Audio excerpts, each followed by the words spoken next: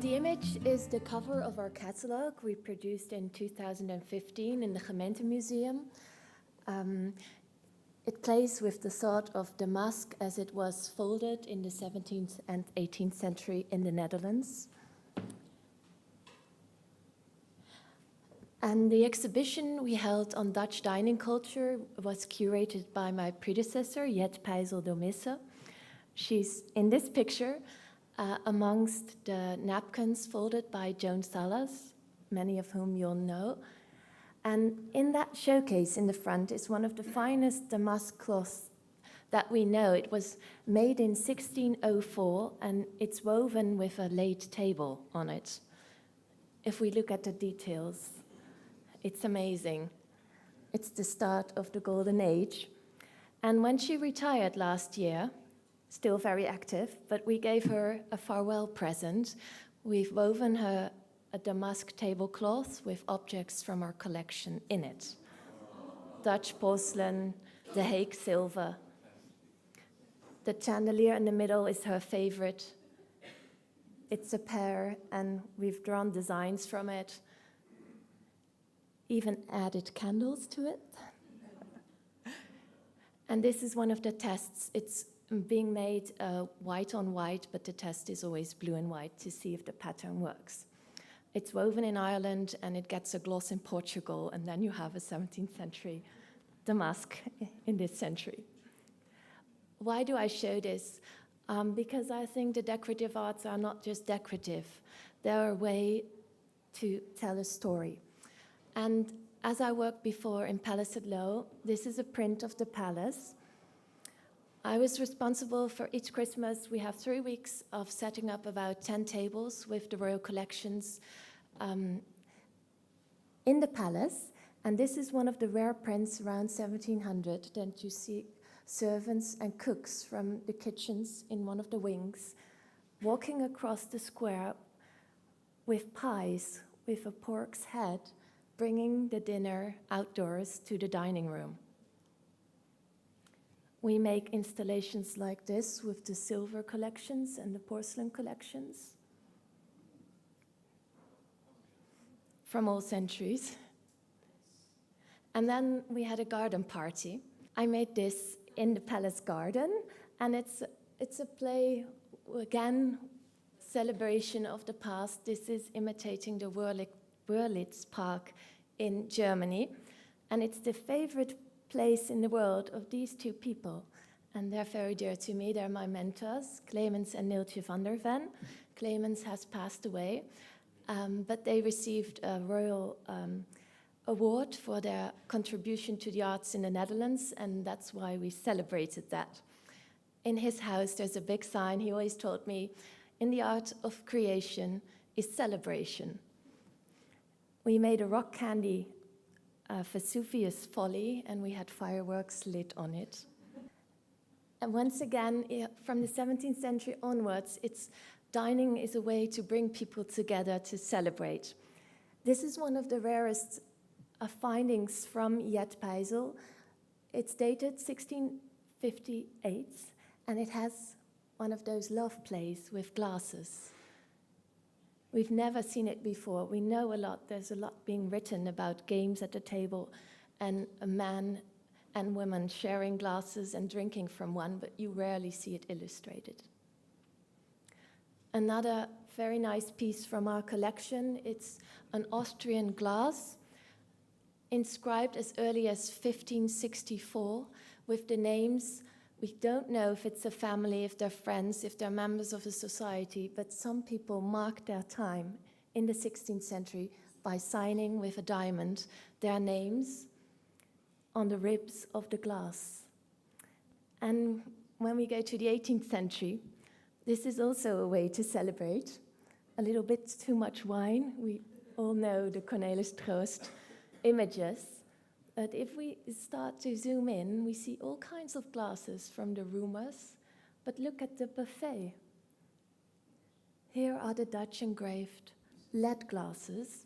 They could be engraved with anything to support negotiations, to celebrate the outdoor life of your estate in the country, to celebrate love or desire, or to celebrate the birth of a child, to announce it at your dinner table.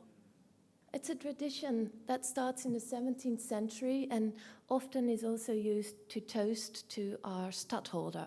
We do not have a monarchy until the 19th century.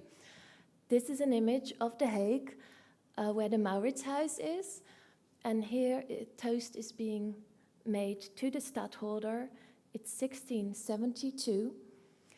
Each time a toast is made to him, a cannon is fired on the squares outside, and through the windows here, you see fireworks. It's always a combination. A beautiful table, fireworks, and illuminations in the Netherlands.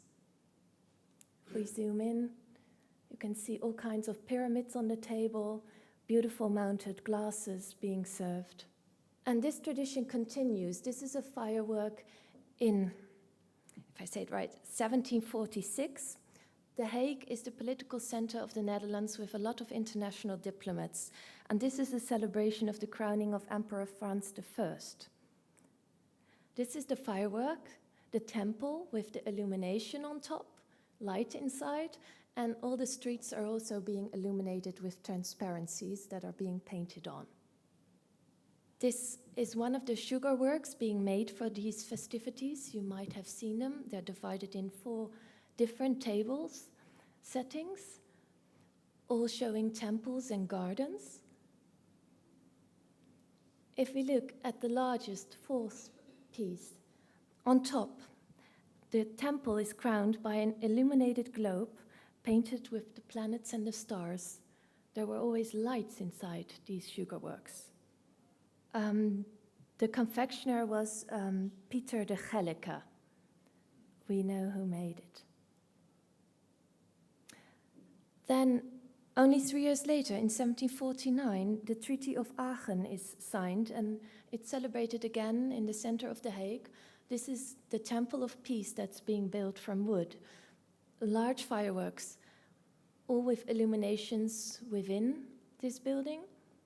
This is the wooden structure from which the maquette is still survives today. And exactly as the fireworks temple was being built on the water outside of our government buildings, the same confectioner, Pieter Gellicke, made it exactly from sugar. There were so many figures on the sugarwork that they added poems, and they tied them on poems on paper. They tied them with ribbons to the sugar figures to explain what they all meant. There were no real fireworks because it's mentioned that they fear for the damage of the damask on the table. But in 1756 in Amsterdam, a sales advertisement sells fireworks for the table that do not harm your tablecloths. And a party in Zierikzee, it's in a different part of Holland, it's held in 1786, that has a yacht, a ship on the table, in which there are small cannons, and they're fired on whenever the gentleman made a toast. So there are fireworks used on the tables. The sugarwork from these festivities were given to Princess Caroline in The Hague. She's the sister of Stadtholder Willem V, who reigns at that moment. Here she's depicted with her children, but she marries in 1760 with Karel Christian, Prince of Nassau-Weilburg, and they live in The Hague. And in their garden, to celebrate, they build a large wooden pavilion. They have a grand ballroom there with 2 playrooms behind to have games, and then a dining room which is painted with trees as a garden. There are no illustrations from the tables, but there are 6 tables, all with sugarwork structures on them. The first had a model on it of the residence as the prince intends to remodel his home, so it's a sugar maquette of his house. The second has a Chinese landscape with Chinese fruit trees, a temple, pagodas, and Chinese figures practicing their religion. The third had wild boar and deer hunting in mountainous forests. The fourth included Roman ships in grottos and with fountain work. The fifth was a garden with a fountain, flowers, all there. And then the sixth was a landscape with a river on which ships seemed to be moving. This was all mixed with Saxon figures, thereby meaning porcelain figures, which are most likely Meissen figures, but could be made elsewhere in Germany as well. And the Dutch confectioners had these porcelain figures in stock, and you would borrow them for your party, as well as you did the damask and the service and the cutleries you'd all rent from your confectioner. We don't know who designed these fabulous tables, but there is another drawing of a marriage sugarwork, a temple. This is made by a famous confectioner in Amsterdam, Adriaan Kok, for the 50th wedding anniversary of the former mayor of Amsterdam, Hendrik Hooft. It was also published in print.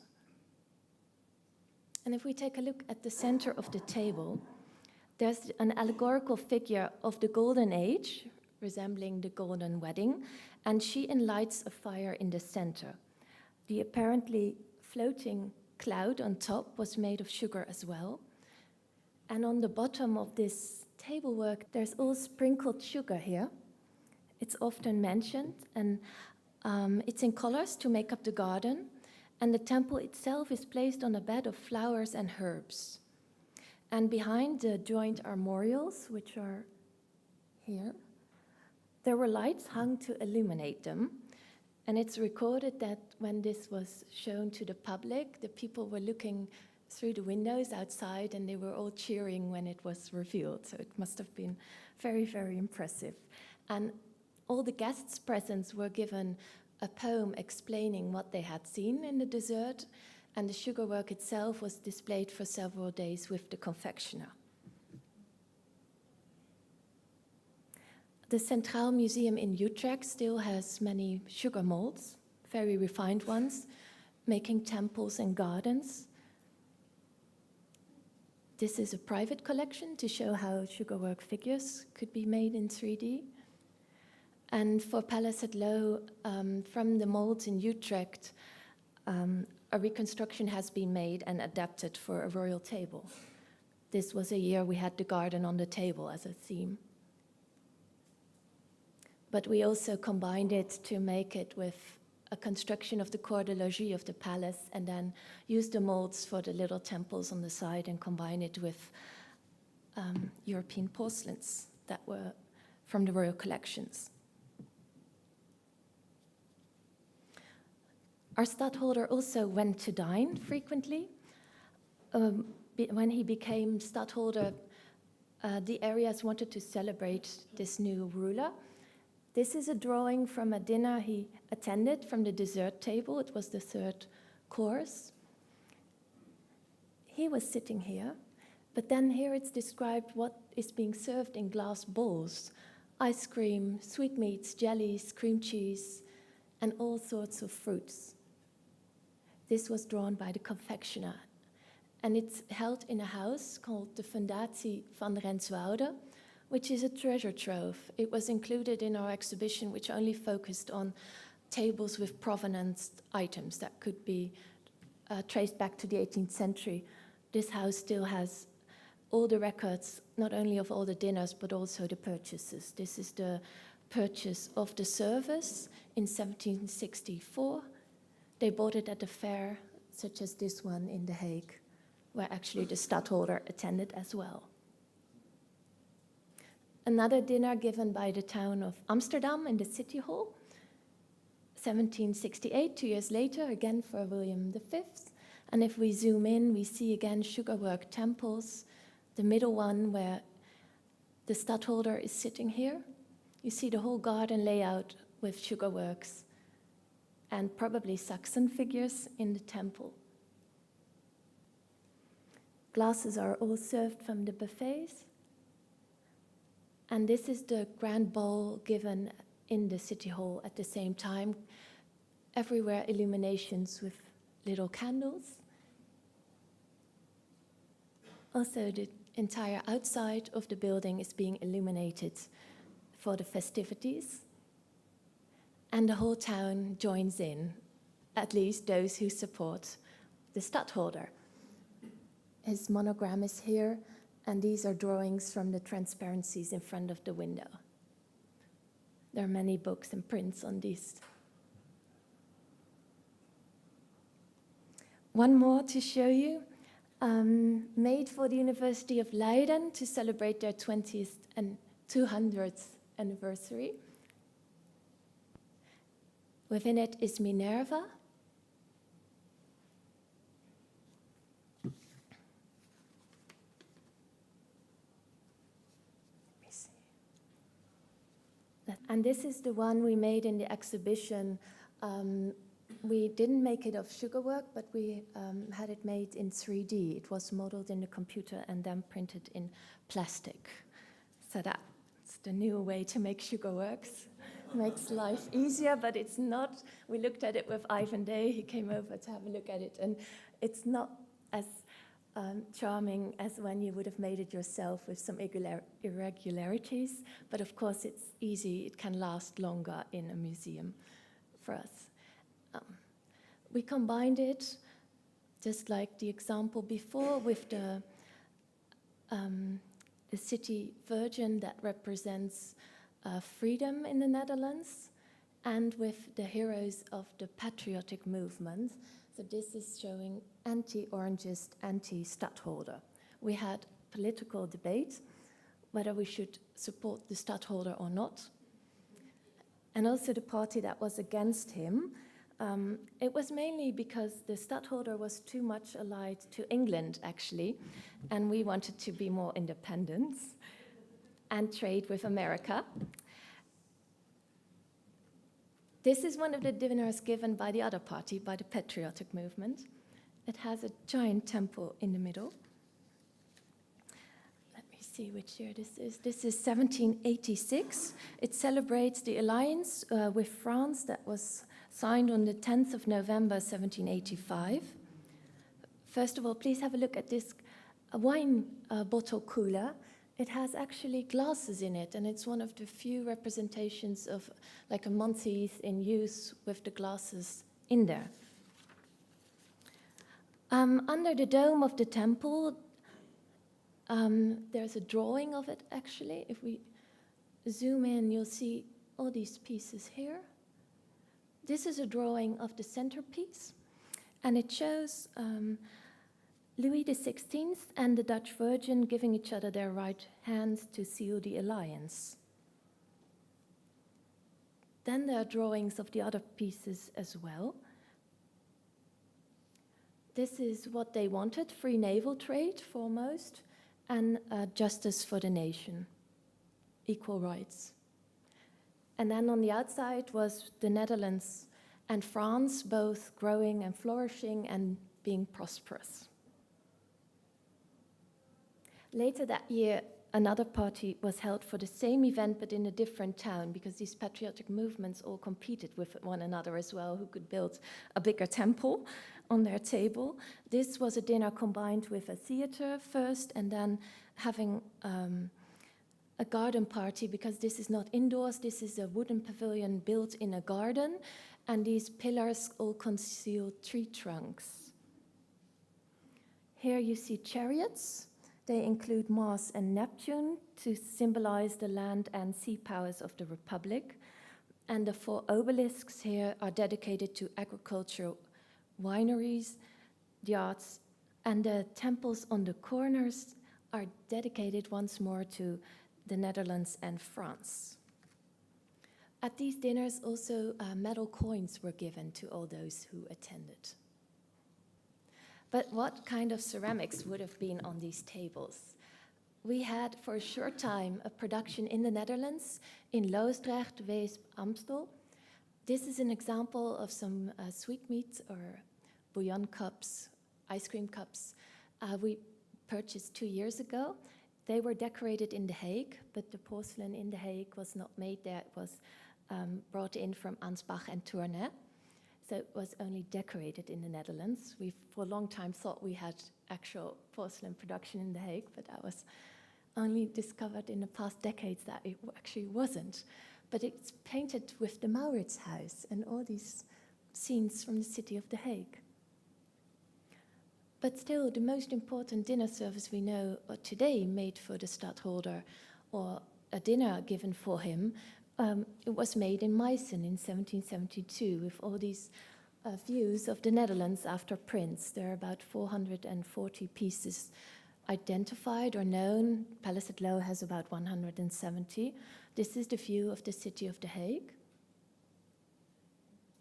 But then this turned up, and it's a pamphlet from 1783, and it's in Dutch, but it's a message of a Dutch table service made in the porcelain factory of Loosdrecht. So it was really exciting for us. We thought, this is proof there have been services made in the Netherlands for either the patriotic movement or the Stadtholder. But then we started reading, and he said, oh, we could have done Saxon or England, but we're at war with England, and we want to be proud of our own country, help our own employment of people, so we don't want Meissen either, and Delft doesn't have enough quality, so we've chosen Loosdrecht for our service. And then he starts to explain what he wants on it, because he has seen a Meissen service with the Fable de la Fontaine, and on the back were the inscriptions of what was decorated on each plate, and he thought that would be a nice way to go to dinner and have something being taught to you about our country's history.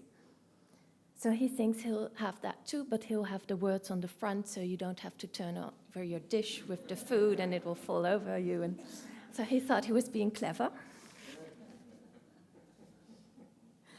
There are small dishes that he describes with the various naval battles against the English, in which we have triumphed, that show that we haven't always been useless at this. And then the dessert service, it's here in Dutch, the first one. It shows the riots in all the cities of the provinces where Willem IV, the Stadtholder, became Stadtholder, and that makes us think, okay, this is not made for the Stadtholder, it's made against him for the patriotic movement. So it's the last one, but if you keep reading, finally you conclude this can't have been made for real. We don't know any pieces, and what they're summing up is the history of the battle between the patriotic movement and the Orangists. So this is an imaginary service. And then when I worked at Christie's, I was actually at night courses in art history. We had a class on lists, The Infinity of Lists by Gombrich. And I'd just seen this pamphlet and thought, oh, I want to do something on imaginary lists of porcelain. And I'd found this one as well. And I told the professors, I said, I want to do imaginary auction catalogs. Wouldn't that be fun? They said, that's not possible, we don't know any. I said, I know one, I'm sure I can find it. So I was being very stubborn, and I hope all students do, because by now I've collected over 80 imaginary auction catalogs, and it's a lot of fun. This is one. Let me get the right date. This is a catalog of the inventory of all kinds of English things, collected by a certain gentleman, G.R. Maybe you'll know. It's George Rex. And who are the brokers? Thomas Brandy, William Roastbeef, and James Punch. And it's all in Dutch, but let me just take one. It's a very beautiful punch bowl. And it was used in the night of the 19th of December when the manifest against Holland was composed. And it was completely emptied, with all the English being drunk. And that way the punch bowl was very much damaged, as well as its cover with the figure of Minerva on it, which symbolized wisdom and bravery. That was destroyed by them. And then, for example, a dinner service is being sold, 35 pieces. 3 dishes have paintings of England, Scotland, and Ireland, but they have a very much chipped glaze. And then 13 dishes are broken, which symbolize the 13 states that declared independence in America. And the next English tea service is, despite its damage, being praised as a commemoration of the Boston Tea Party on December 16, 1773, prior to the American independence. The service, the description says, was sent with an amount of tea to America to be used there, but the tea was thrown in the water by the Americans and the service was almost completely ruined. So only the fragments can now serve to be a relic in English cabinets. But on the other side, here is a list of 16 follow-up pamphlets that appear, because you have a catalogue, but then you can have changes to the catalogue, then you can have annexes, then you can have a catalogue of paintings, you can have a catalogue of the toys of George Rex, you can have the sales lists, you can have the prices. It's like the Twitter fighting nowadays. That's what they're doing with pamphlets. It's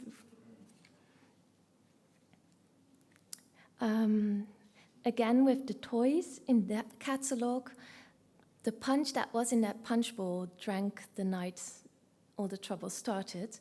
It was dropped by the servant, and part of it fell on a children's cabinet, and then the inscription disappeared. The inscription said, "Even in anger, be friendly to the Dutch." And that's where all the trouble started, because the punch erased the inscription. And then because the punch wasn't sweetened, they threw in the English a sugar sculpture emblematic of England. Gone was England. But then also one of the pamphlets that follow up say that the table service just discussed, it was withdrawn in the hope someone would come forward to restore the 13 damaged dishes representing America. And the fishbowl that was in the sale was actually bought by English lords to give as a present in return again to George Rex, because when he's no longer ruler of the seas, at least he's ruler of the large fishbowl. It goes on. I won't discuss them all. Let me just check the time in between. Yeah. A bit earlier, this is also politics served on a plate. Again, the man here is a famous Dutch anti-Orangist person. It's not a patriot, it's a duelist. Doesn't matter now, but also he has a fake catalogue, many, many items describing his story. When he died, in reality in Amsterdam, he almost could not be buried. It had to be done with security at night, so the least amount of people would be there, because they wanted his body, tear it to shreds and do awful things to it. But it was, his porcelain shop was being attacked and all the porcelains broke. We know that. But he had this fake catalogue of his collection being made. But then this is an image of another porcelain shop in Amsterdam that actually also existed, and it's from Cornelis Kleerbezem, who was his brother-in-law. And from his brother-in-law's collection, when he dies, there's again an auction catalogue. Almost 5,000 pieces of porcelain are listed in it. But that is a real catalogue. So fiction and reality, it's very difficult to keep them apart. It really takes research from us now. What are they telling us, and what is real or not? And I think it fits this time, because we're living in a time of alternative facts, but I think it was invented by the Dutch in the 18th century. And I'd like to conclude with this, because I think, how do we continue from the 18th century up to the present? How would our current King Willem Alexander and Queen Maxima make a dinner service now? And they came up last month for the first time in a century. They've ordered a new state banquet service. This is it. And what did he put on it? It's an ice bird. I hope I translated right. But it represents our founding father of the House of Orange, Willem van Oranje, because he symbolizes courage and calms.